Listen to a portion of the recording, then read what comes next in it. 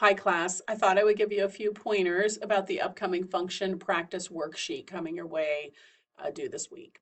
So this is a custom assignment that I have created, and it will be very helpful for you who have done all the other assignments in order, including the reading in your textbook, especially if you've never used Excel.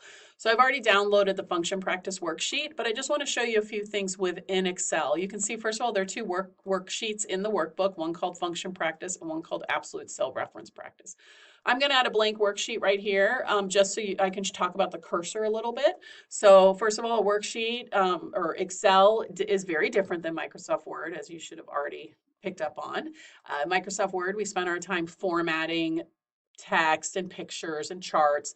In Excel, we will use all the formatting skills you already learned, but Excel deals with solving problems. It's what we call a what if. It is a spreadsheet or accounting software program, and it's a what if tool. What if I sold my product for $10 a piece? Now what happens if I sell it for $12 a piece? How much money will I make? And so you can build these worksheets that become very flexible, so you can ask these questions about your business or about the data you're looking at to solve problems.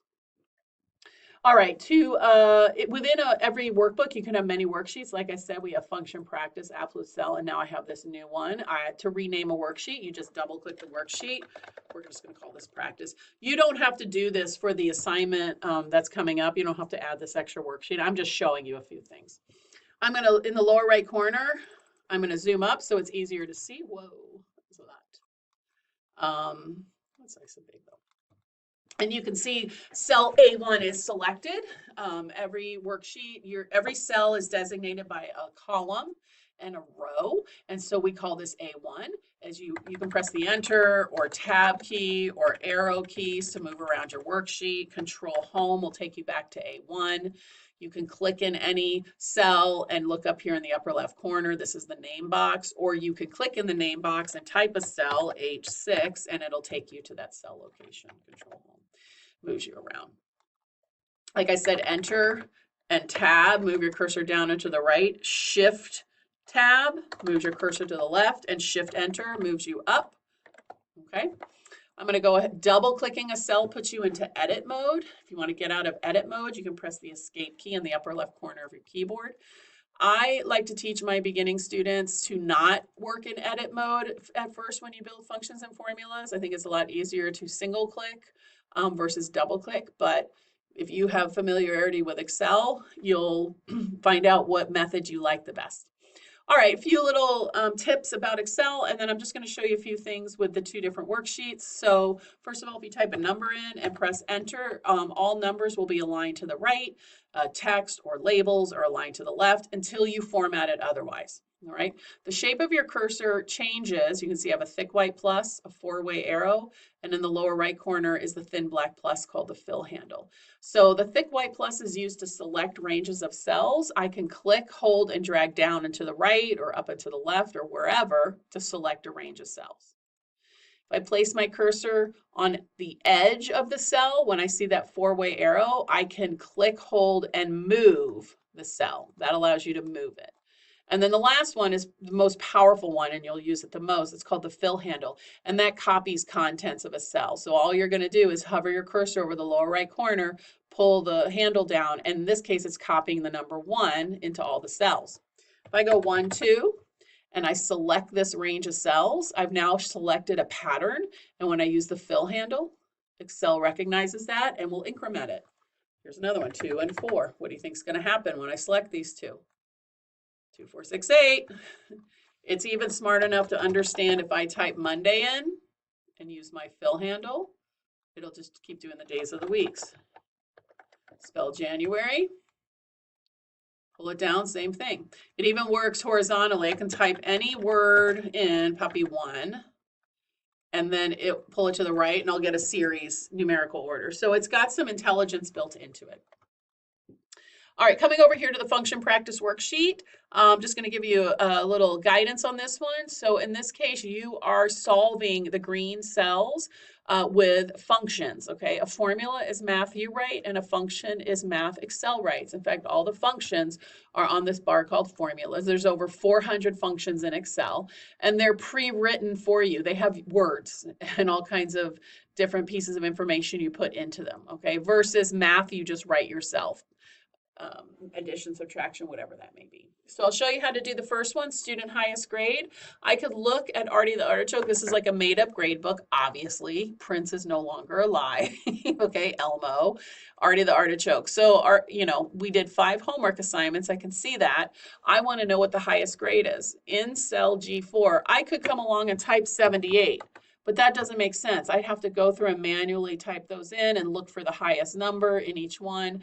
And then if I updated my grade book and found out that Artie didn't earn 78, wasn't the 100, maybe he earned 100, then this number should change. But I don't want to have to come in and manually change that all the time. Control Z to undo that. So you don't want to what I call hard code or type in numbers. Instead, I'm going to use a function. I'm going to go to the home remit. I'm going to use a function that will look at these cells and put the highest number in here, right? So the first one, actually, there's 5 functions that are used so often, they put them on the home ribbon. You'll see up here on the home ribbon, the editing tab, there's a button called auto sum. You're going to click the arrow to the right.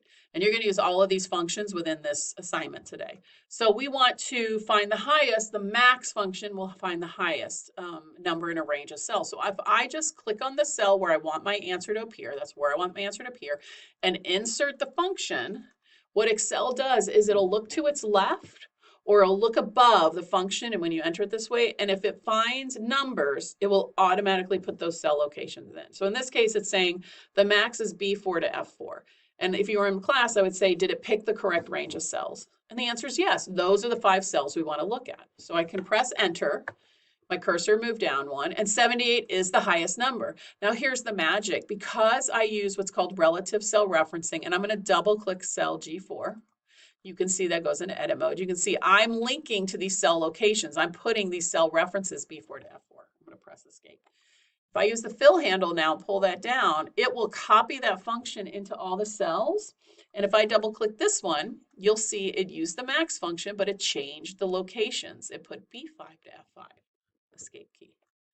Here I can put B8 to F8. It's grabbing the correct range of cells. That's the power of the fill handle, but even more so because I linked to cell locations. If I come along here and let's say Artie did earn 100 on the first assignment, watch this cell when I press enter. It changes it to 100 because it's looking at the range of cells, and because it noticed a change, it updated the cell to the correct highest number. All right, I'll show you one more. If I do lowest grade, this one's going to be the min function. This is where I would ask, did Excel pick the correct range of cells to look at? And the answer in this case is no. Excel is not, it's smart, but it's not too smart.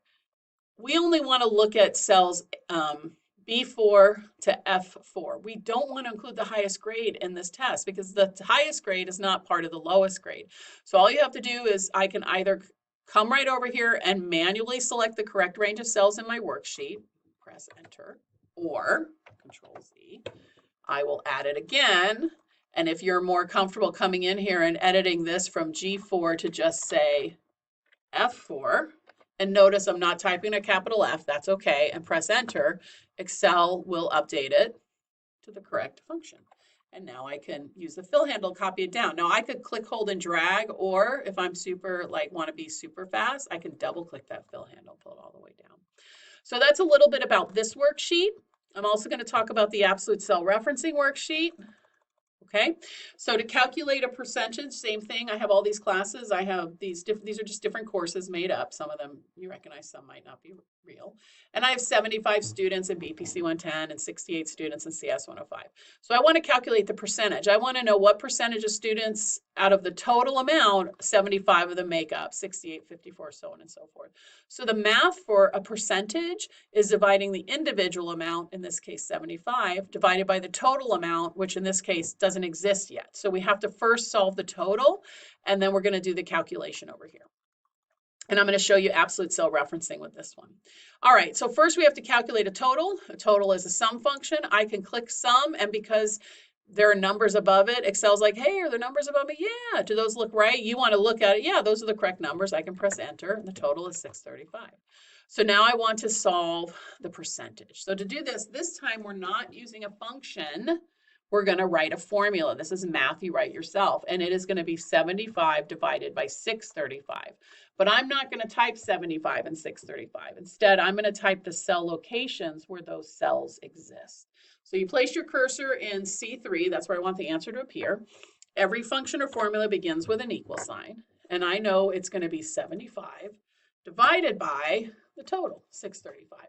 That's how you calculate a percentage. It's the individual amount divided by the total amount. Now, you could multiply that by 100 and add a percent symbol if you're in a math class.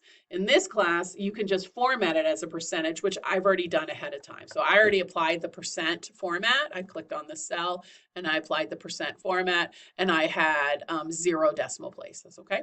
So if I double click this cell, you can see it's B3 divided by B12. I press escape to get on edit mode. Now I'm going to use my fill handle, and then you're going to be like, oh my God, what's happening? Okay, when something weird or unexpected happens, my advice to my students always is to double click that cell and see what's happening in the worksheet. So if you didn't know what this means, usually I ask my students, what does that mean? What it means is you can't divide by 0, and that's what's happening. So watch this. I'm going to double click cell C4. I double click it, and you can see the numerator, the top number moved down, the cell location moved down as it should, but it also moved the location of the total to nothing. Well, if B13 is 0, this is essentially 68 divided by 0. We don't ever do that in math. I'm going to press the escape key. Do another one. I'll come down here. See how the cells shifted down? They keep moving down. Escape key. They keep moving down.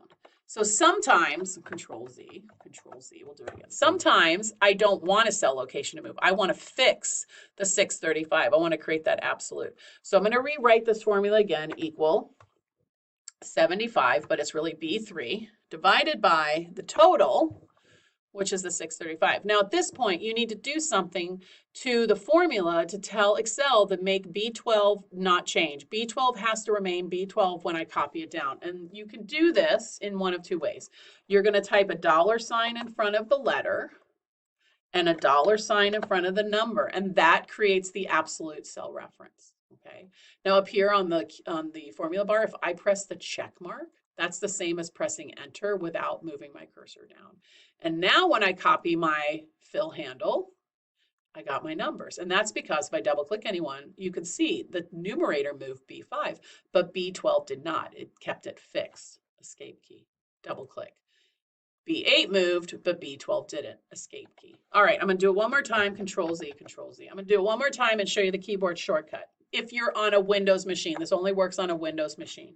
So I type equal, the top number, divided by, that's the numerator, divided by the bottom number, which is the denominator. Now, I can manually type the $signs, or all you have to do on a Windows machine is press the function 4 key. Whoops. And when you press F4, you can see the $signs were automatically added. The $signs do not mean money in this case. This is actually programming. This is a special code that Excel understands behind the scenes. So now I press enter, and you can copy it all the way down. So under 15 minutes, I'm not going to show any more about this assignment, but I definitely showed a big part of this. I showed you what some of the functions worked, and I also showed you how the cursor worked.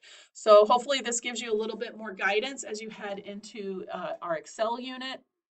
And as always, please let me know when you have questions. Thank you.